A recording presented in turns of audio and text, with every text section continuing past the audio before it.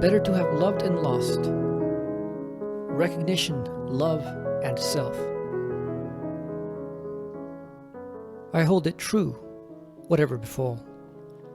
I feel it when I sorrow most. 'Tis better to have loved and lost than never to have loved at all. In Memoriam by Alfred Tennyson. I think it is generally the case that people agree with Tennyson's famous line, often misattributed to Shakespeare. But it's often for reasons which are superficial. It often has to do with the wonder of the experience of romantic love, that emotional insanity which is unlike any other. But aren't we selling love short when we reduce it to merely this romantic experience? Isn't love more than just this obsessive attraction? I think it is, and I think everybody knows it, but they do not know quite what it is in any intelligible sense, nor do they tend to understand how important love really is in regards to our being. Human love is not simply an emotion, it is not simply an attachment. Love includes a commitment, a rational willing, a reason that looks past the momentary sea of emotions, whether they are high or low, and thus it is a feeling mediated by concepts and social norms. What we think love is, and how committed we are to it, determines how we deal with its correlated emotions. We don't stop loving when those we love no longer make us happy, become a burden, or even cause us harm. We also do not necessarily make those we love happy in immediate form. We sometimes must show tough love. Further, love, despite many believing it a mere contingent nicety, which we could do without, is a necessity without which we cannot be fully human. Tennyson's famous phrase is true, not because love is an amazing experience, but because it is a necessity for the development of a substantial, free self. Just what drives the feeling of love? With love, we desire something. But what is it that we desire? In general, it is in fact no common desire we are normally aware of, and yet we are quite aware of what we desire when we experience it. We desire to be desired, to be wanted.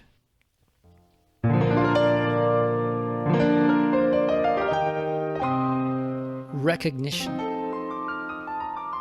Recognition.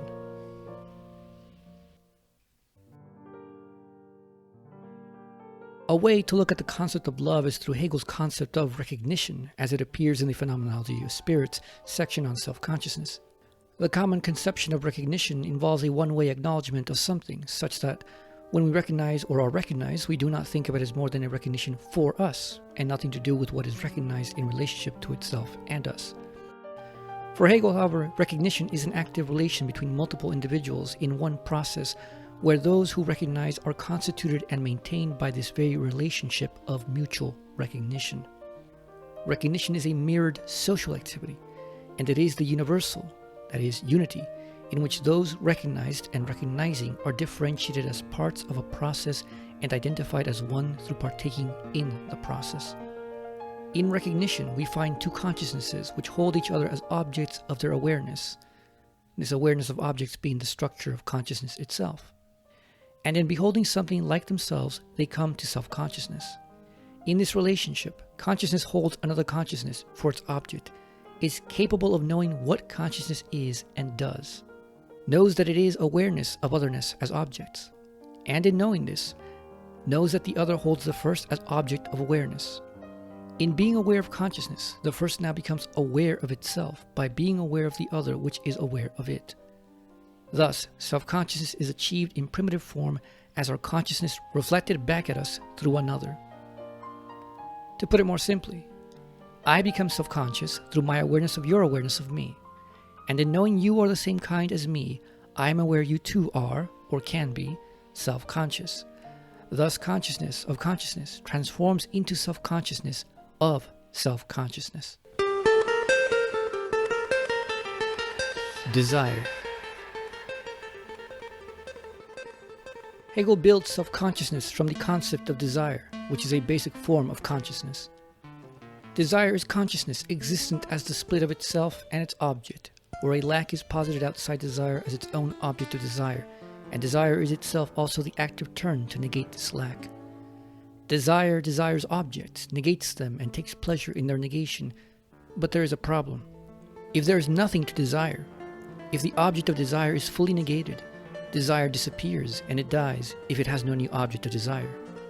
This is manifest in depression and the lack of desires for which to live.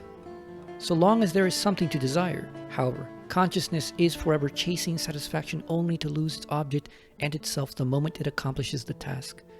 What desire needs is an object which will provide satisfaction without being destroyed in negation. Desire ends up finding itself incapable of subsisting without recognition, for only in the mirror of recognition does it find an object which gives enduring satisfaction.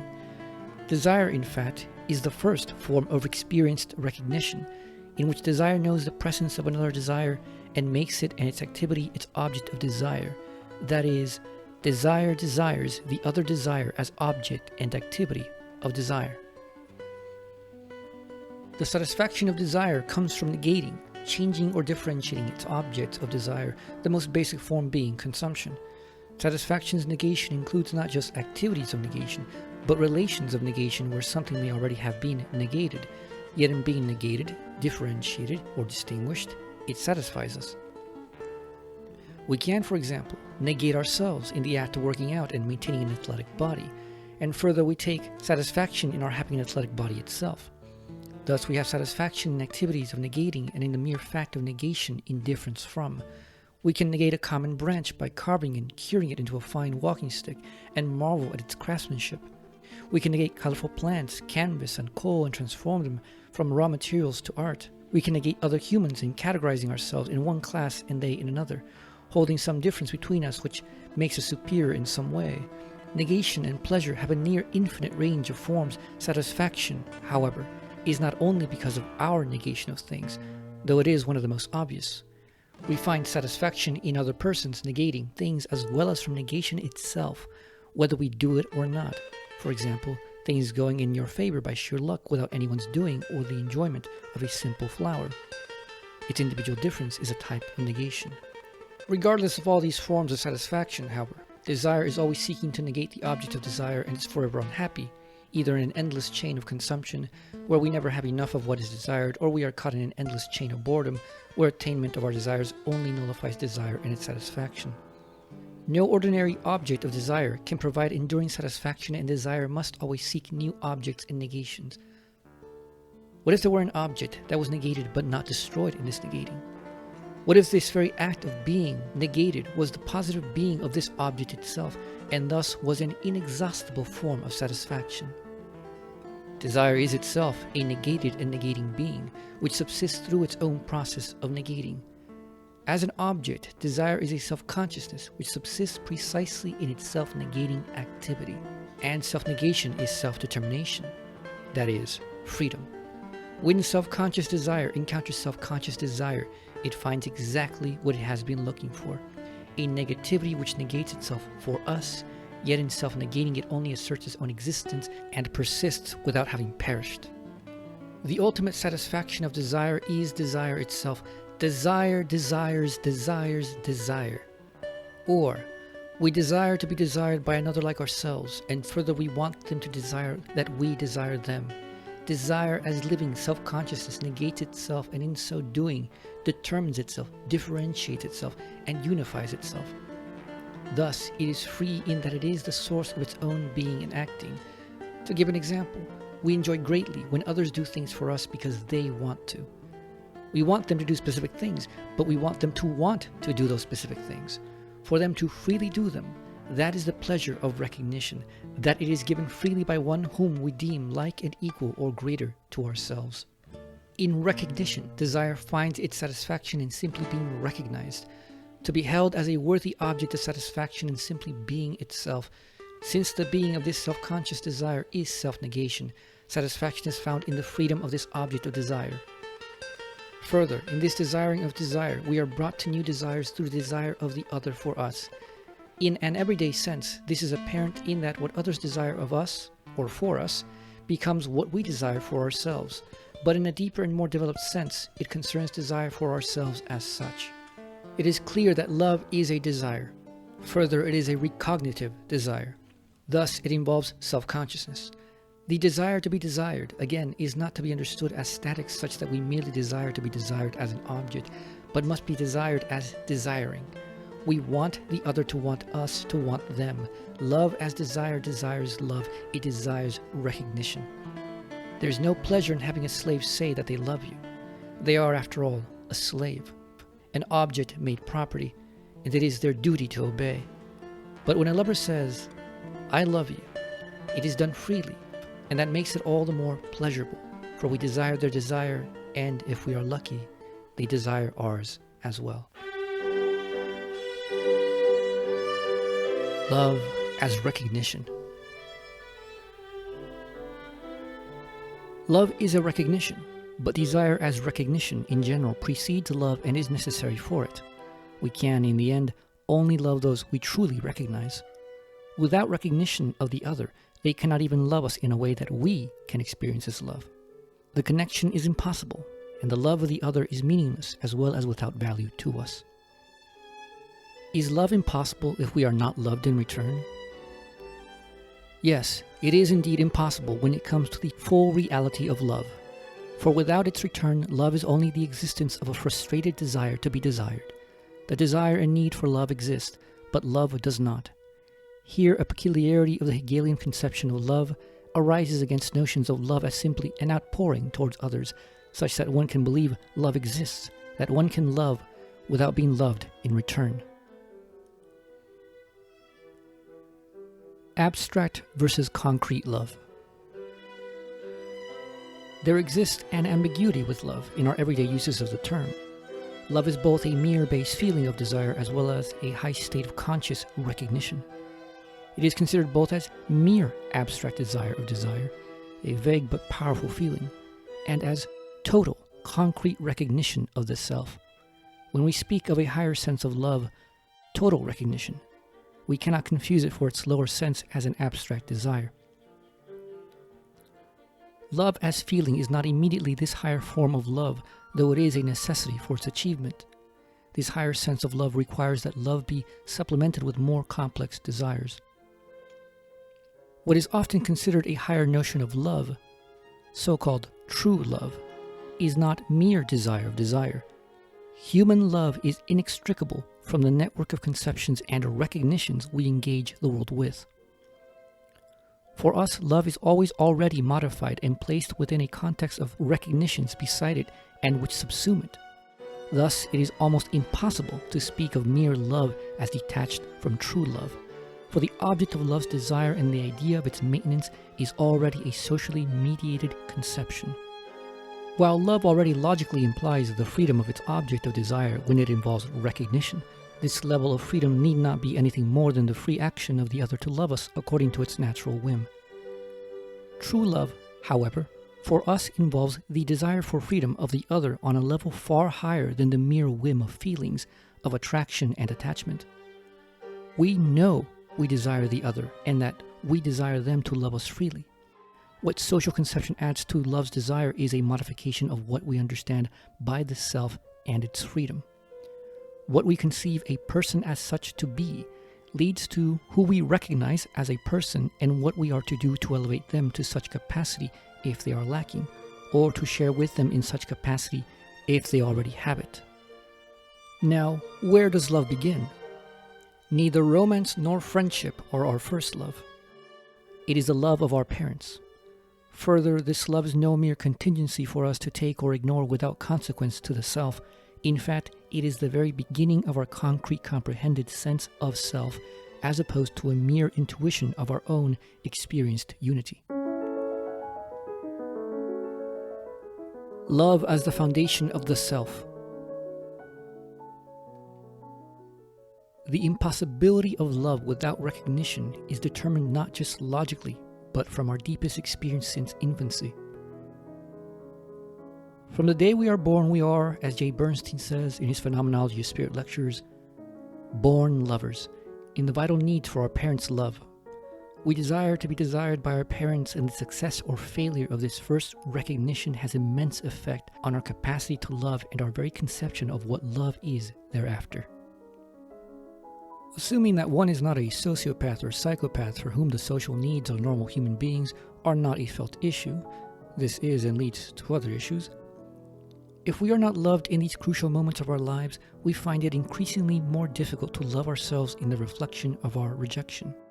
Depending on the rest of our development, in the absence of love we may develop in various ways such that we may grow coldly self-centered and not believe any such thing exists or even is desirable, or we may find it hard to accept ourselves and forgive ourselves, to believe in and to value ourselves in light of the failure, and as such we develop a sense of self which is broken and does not see itself as worthy of love. In either case, the self has been damaged, and both of these damaged selves may project an outward appearance that is quite similar. The self which refuses to love either out of its own ignorance or because it is too afraid, fails to concretize its foundations and cannot achieve the highest recognition as a self. The self thus fails to realize its deepest social desires. Its inner life is lonely, its mind caught in despair of lack even while consciously rejecting such desires. We all will almost certainly fall in love, and we all have opportunities for friendships, but when the self is significantly damaged, there are defensive barriers which become our own obstruction to the realization of love, even when the other genuinely loves us. Though we may recognize the other, we refuse to believe the other can recognize us. We become trapped by a thought. If I don't love myself, if my family does not, how could anyone else? How can we come to love others and let others love us when we feel this is the case? Here, popular self-help psychology and spirituality charges to the front and proclaims the answer. To love others, we must first love ourselves. On self-love. The concept of self-love is strange given that love is something social as well as that the emotional relationship experienced is not the same as with love for another. Self-love seems like a misnomer for something else, self-esteem or self-valuing. Nonetheless, the term does have some affinity with love as such when it comes to the notion of desiring ourselves, albeit this does not inwardly mirror love's form of desire, for what we find in our self-desire is not our desire for us to desire our desire. The notion of self-love as love and not simply as self-esteem is actually only possible in a relationship of love. However, it is in this sense not self-love in any way we normally comprehend. When I love you and you love me, your love reflects my love back to me. Thus, I find self-love through my love for you. But I find that the love of self is not separate from the love of us.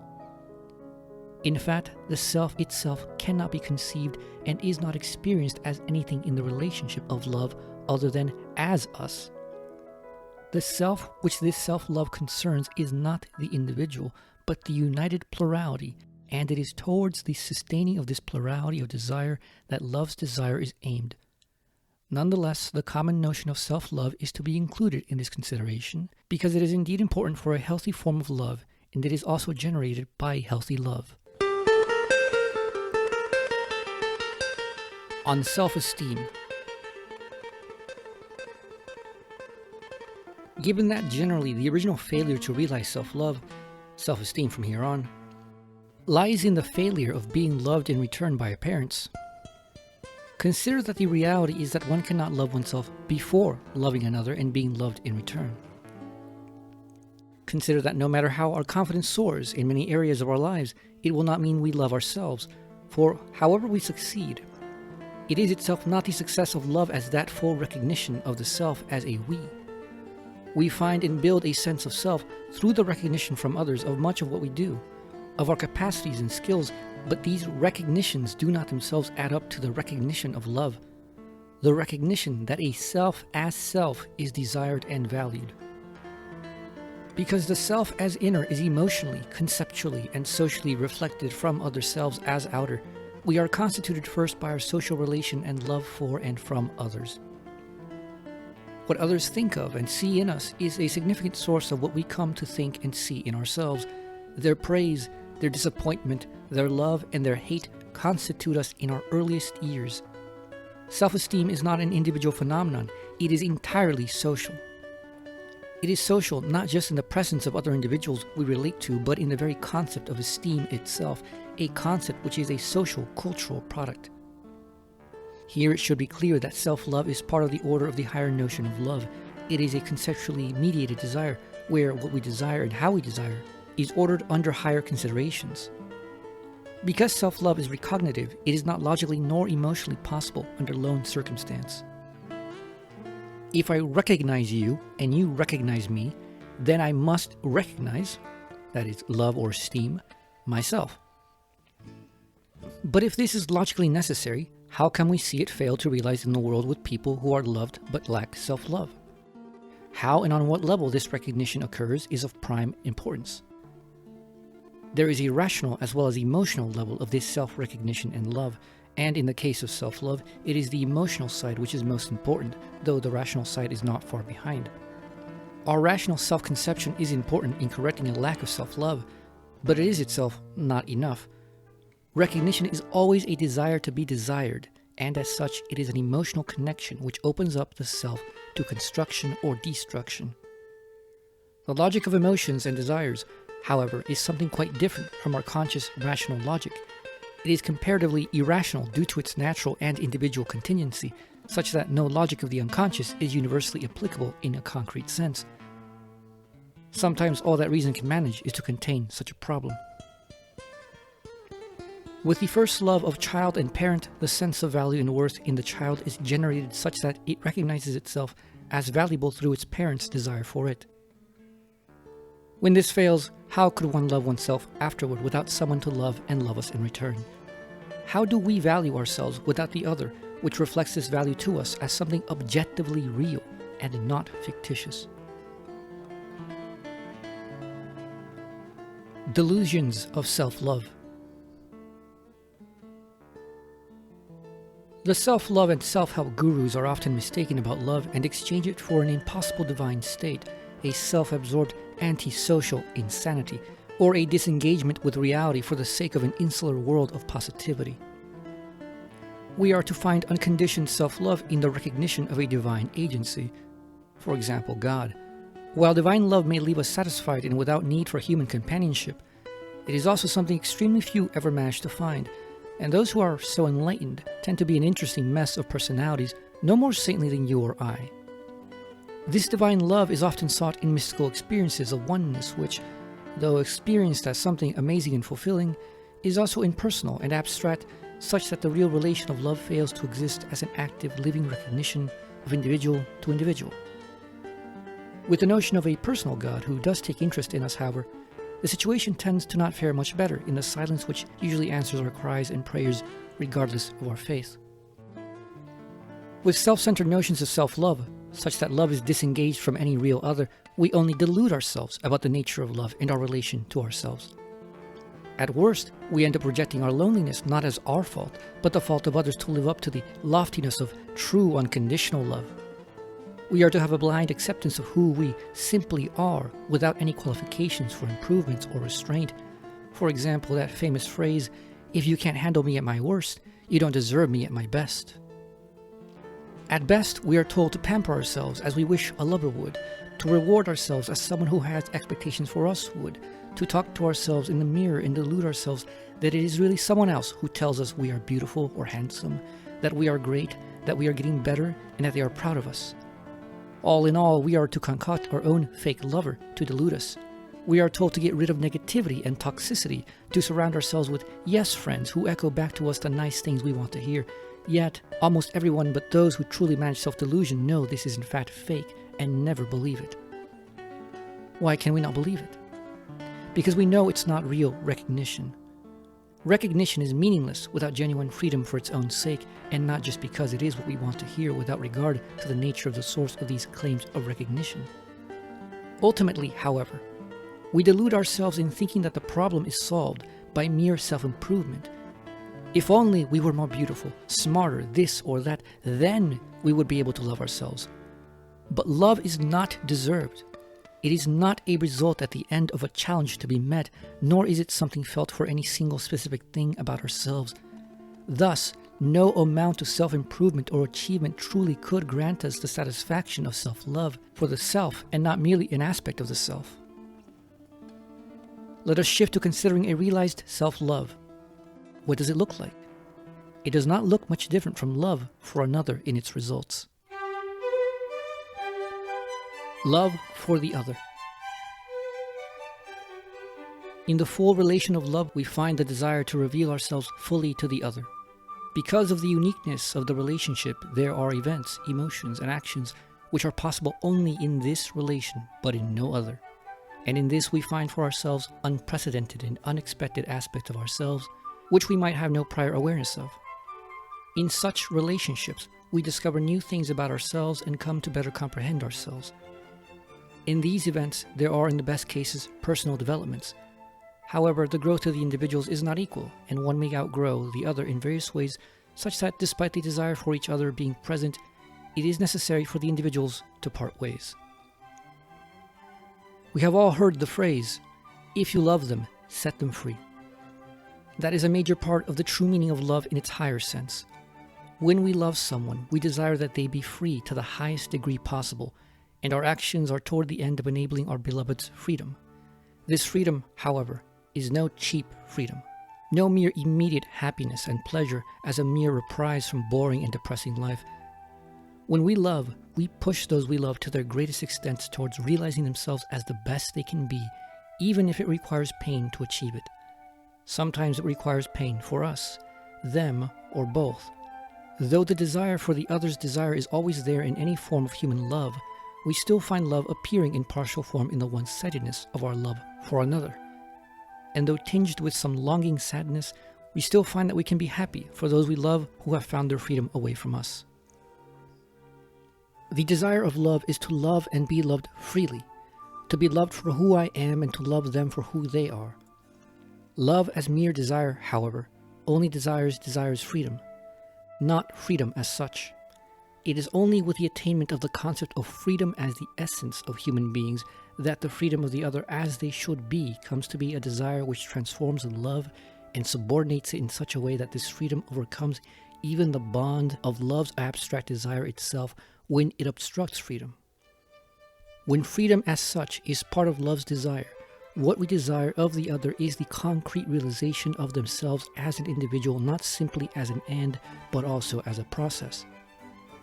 The desire for freedom includes the capacities of freedom itself. In freedom, however, the possibility of the other choosing to harm us arises, yet love contains within it the overcoming of such diremptions by including forgiveness. Returning to self-love, it is clear that this desire for freedom is present in it as well. To love myself is to want the best for myself, the highest freedom, and yet it is also to forgive myself and understand myself as a fallible being who is not perfect and can fail to live up to expectations. When I love myself, I still want myself even if I fail myself. I forgive myself even for my failure to love myself. Love and self-love are not static states or permanent feelings, but dynamic active relations that are realized precisely in the ways we act towards each other and ourselves and how we feel with these changes.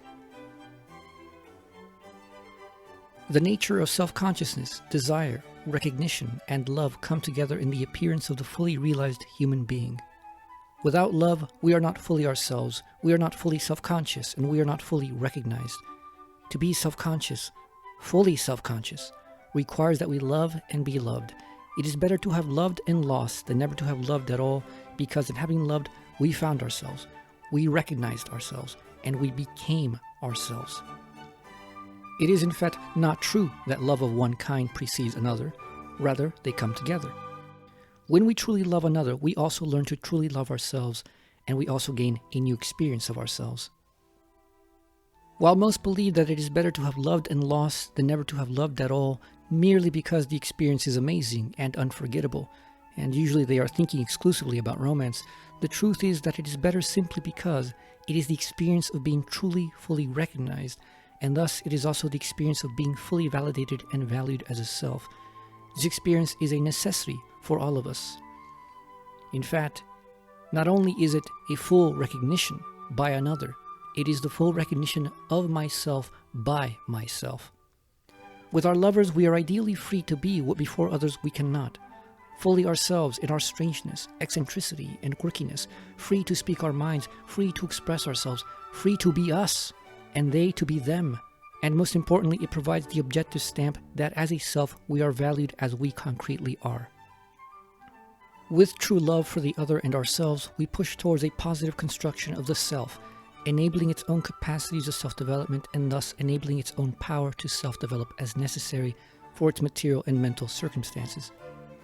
It is with the presence of these capacities that there arises the substantial self, which can stand for itself in its own concreteness. Such a self is no simple consumer which has been given its selfhood by external powers. Instead, it is a critical appraiser of what is worthy to enter itself, as well as a creator of selfhood itself by entering the process of a community's life as an exemplar of a self to aspire to. This has been Antonio Wolf. Thank you for listening.